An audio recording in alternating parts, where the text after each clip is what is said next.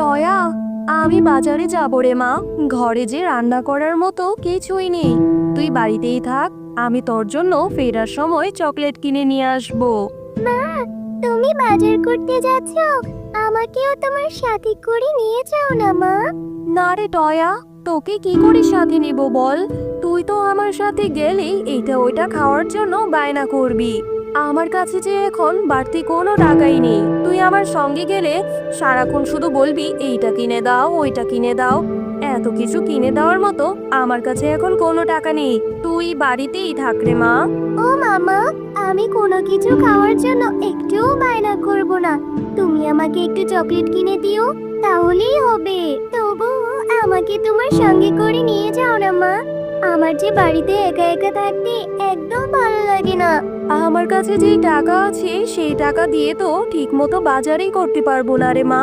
তুই কিন্তু কোনো কিছু খাওয়ার জন্য বায়না ধরবি না। আমার কাছে এখন কোনো টাকা নেই। চল, এখন দেরি হয়ে যাচ্ছে। এরপর টয়া ও তার মা বাজারে চলে যায়।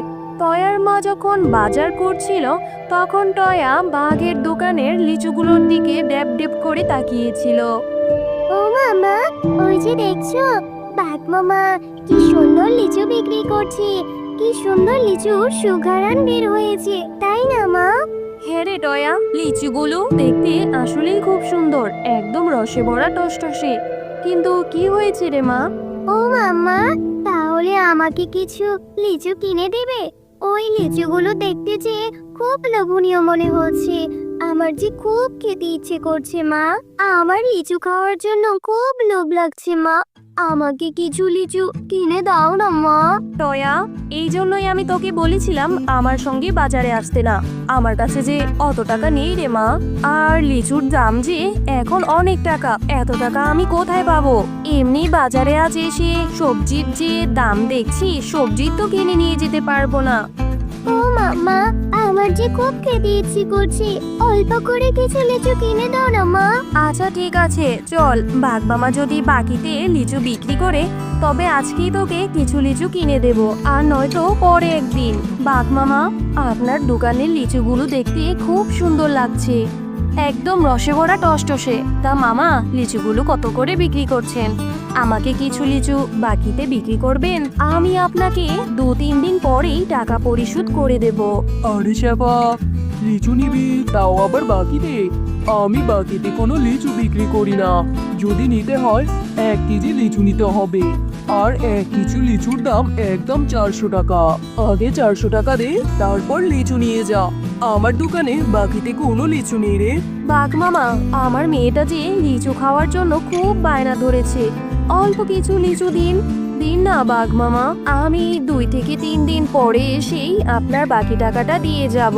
আরে শেফা, এত জ্বালাস না তো। শুধু শুধু আমার সময়গুলো নষ্ট করছিস। যা, অন্য একটা কাস্টমার ধরতে দে। আমি বাকিতে কোনো লিচু বিক্রি করি না। টাকা নিয়ে তবেই লিচু কিনতে আসবি।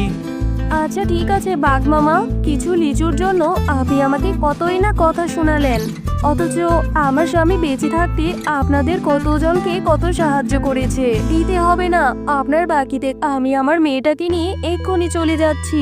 এরপর শেফা শিয়ালিনী তার মেয়ে টয়াকে নিয়ে সেখান থেকে মনটা খারাপ করে চলে যায়। মা, তোমার রান্না করতে তো এখনো অনেক সময় বাকি আছে। ততক্ষণে আমি একটু বিনার সঙ্গে খেলা করে আসি। তাড়াতাড়ি চলে আসবো মা। টয়া, তুই না কেবলই বললি তোর অনেক ক্ষুধা লেগেছে। এত ক্ষুধা নিয়ে তুই কি করে খেলবি? একটু পরেই যাস, এখন আর যেতে হবে না। হ্যাঁ মা, আমি তাড়াতাড়ি চলে আসবো। আর তুমি মন খারাপ করে আছো? আমি জানি তুমি আমাকে লিচু কিনে দিতে পারোনি বলে তোমার খুব মন খারাপ হয়েছে। তুমি আর মন খারাপ করো না মা। খুব বুদ্ধি হয়েছে, মায়ের মন খারাপও বুঝতে শিখে গিয়েছিস। ঠিক আছে রে মা, আমার টাকা হলে তোকে আমি বড় বড় দেখে লিচু কিনে দেব, কেমন? যা, এবার খেলতে যা, তাড়াতাড়ি বাড়ি ফিরে আসবি। বিনা, এই বিনা, তুই আজকে মাঠে খেলা করতে যাসনি কেন রে? চল চল, আমরা এক্ষুনি মাঠে গিয়ে খেলা করবো। না রে টয়া, আমি এখন তোর সঙ্গে খেলতে যেতে পারবো না। আমার মাঝে আমাদের বাড়ির পিছনে লিচু গাছ থেকে লিচু পাড়ছে। আমার মা আমাকে সাহায্য করতে যেতে বলেছে রে। আমি এখন আমার মায়ের কাছে যাব। মিনা, তোদের লিচু বাগান থেকে লিচু পাচ্ছে, আমিও তোর সঙ্গে যাবো রে। আমি তোর সঙ্গে গিয়ে তোর মাকে কাজে সাহায্য করব। যদি তোর মা আমাকে কিছু লিচু দেয়, আমি লিচু খেতে পারবো। আচ্ছা টয়া, তাহলে তুইও আমার সঙ্গে চল।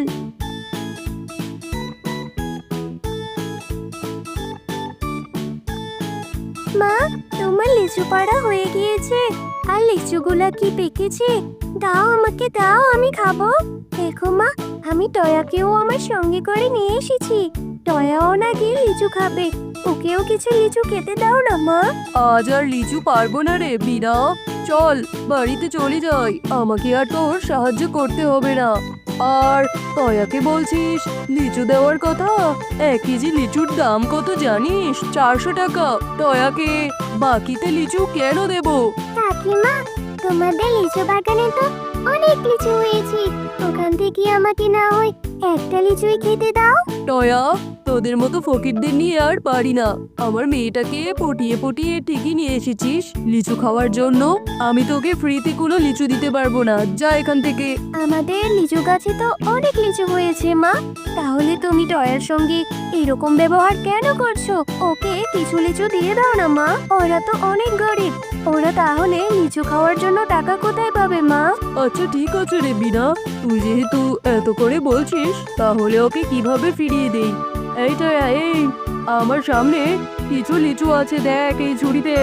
এখানে অনেকটা লিচু পচা, আবার কিছু লিচু নিচে থেকে ভালো আছে। তুই বেছে বেছে ভালো লিচুগুলো খেয়ে নিস। যা, এই লিচুগুলো নিয়ে বাড়িতে যা। আচ্ছা ঠিক আছে কাকিমা, আমি এই লিচুর ঝুড়ি নিয়ে বাড়িতে যাব।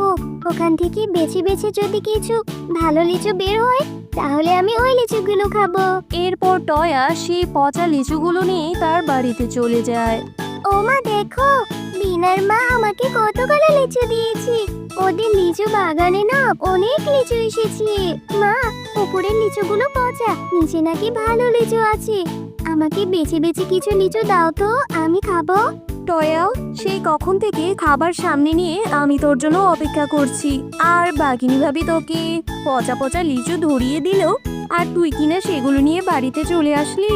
মা, সবগুলো লিচু তো আর পচে না, নিচের থেকে কিছু লিচু ভালোও আছে। তুমি আমাকে বেছে বেছে ওই কয়টাই লিচু দাও না মা, আমি একটু তৃপ্তি করে খাই। টয়া, এত জেদ করিস না রে মা, এই পচা লিচু খেলে তোর পেটে সমস্যা হবে, পেট ব্যথা করবে, আর পেট ব্যথা হলে ডক্টর ইঞ্জেকশন দিবে। যা মা, এক্ষুনি এই লিচুগুলো ফেলে দিয়ে আয়, আমার টাকা হলে আমি তোকে ভালো দেখে লিচু কিনে দেবো রে মা। আচ্ছা মা, ঠিক আছে, আমি এক্ষুনি লিচুগুলো ফেলে দিচ্ছি।